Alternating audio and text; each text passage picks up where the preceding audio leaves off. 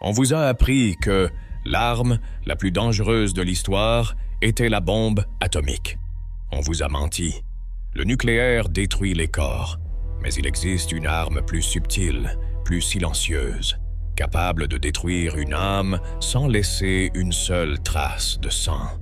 Cette arme, c'est l'amour, ou plutôt l'illusion de l'amour.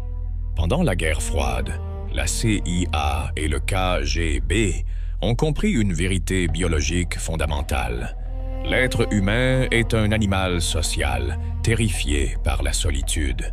Si vous pouvez combler le vide dans le cœur d'un homme, vous possédez son esprit, vous possédez ses secrets, vous possédez sa vie. Bienvenue dans le monde des honey traps, des pièges de miel. Aujourd'hui, nous allons ouvrir les dossiers que l'agence de l'anglais voulait brûler. Nous allons voir comment la séduction est devenue une science militaire. Pour comprendre la CIA, il faut d'abord regarder son reflet dans le miroir, son ennemi, la Stasi. Il existait un homme, Markus Wolf, surnommé l'homme sans visage. Il avait créé une unité spéciale. Son objectif, former des Roméo, non pas des amoureux, mais des acteurs. Leur cible n'était pas les généraux ou les présidents. C'était trop risqué. Non, ils visaient les secrétaires, les femmes de l'ombre, celles qui tapaient les rapports, celles qui se sentaient invisibles, seules, vieillissantes, oubliées dans les bureaux gris de Bonn ou de Paris. Le Roméo arrivait.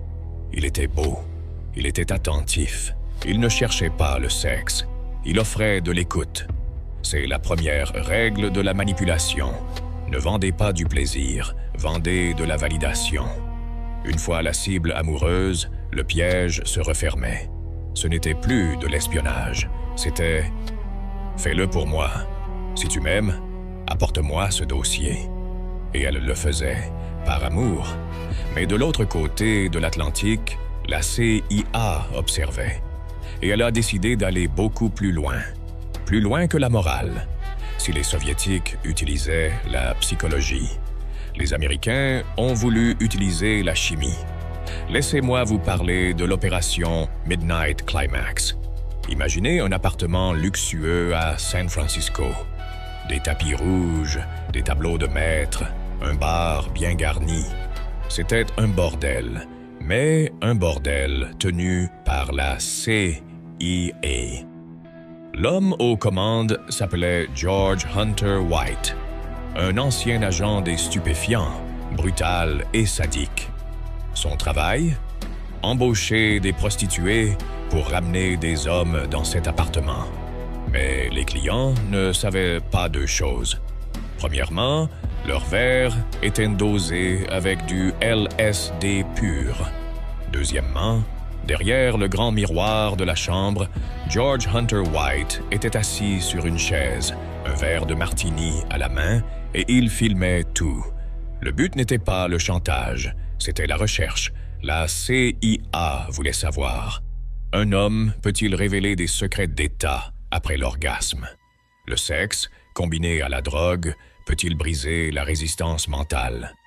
Pendant des années, des citoyens américains ont été drogués, manipulés et observés comme des rats de laboratoire.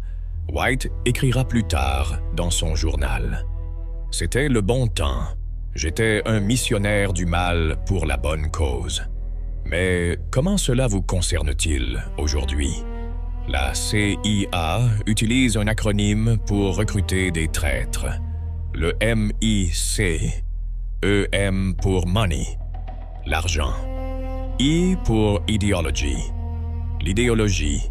C pour coercion, la force. Et E pour ego.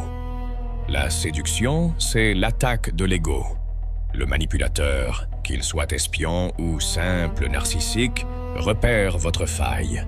Tu n'es pas apprécié à ta juste valeur. Personne ne te comprend comme moi. C'est la phrase la plus dangereuse du monde. Quand vous entendez cela, votre cerveau désactive ses défenses. La dopamine inonde le cortex préfrontal. Vous devenez aveugle. C'est ainsi qu'Aldrich Ames, l'un des plus grands traîtres de la CIA, a commencé sa chute. Non pas par haine de l'Amérique, mais parce qu'il voulait offrir une vie de luxe à sa maîtresse, Rosario. L'amour rend faibles ceux qui ne maîtrisent pas leurs émotions. Alors, que devez-vous retenir de ces archives poussiéreuses? Que dans un monde de guerre silencieuse, votre cœur est une porte dérobée. Si vous ne le gardez pas, quelqu'un entrera. Ne soyez pas paranoïaque, soyez conscient. La vraie confiance ne se donne pas à celui qui vous flatte. Elle se donne à celui qui vous respecte assez pour ne pas vous manipuler. L'histoire est remplie d'hommes puissants, tombés pour un regard ou un murmure. Ne soyez pas une note de bas de page dans mes archives. Restez vigilant, restez stoïque. Ce que l'histoire a oublié, Sigombra s'en souvient. Si tu veux aller plus loin dans la psychologie humaine, le codex t'attend dans la description. Abonne-toi, la vérité est ailleurs.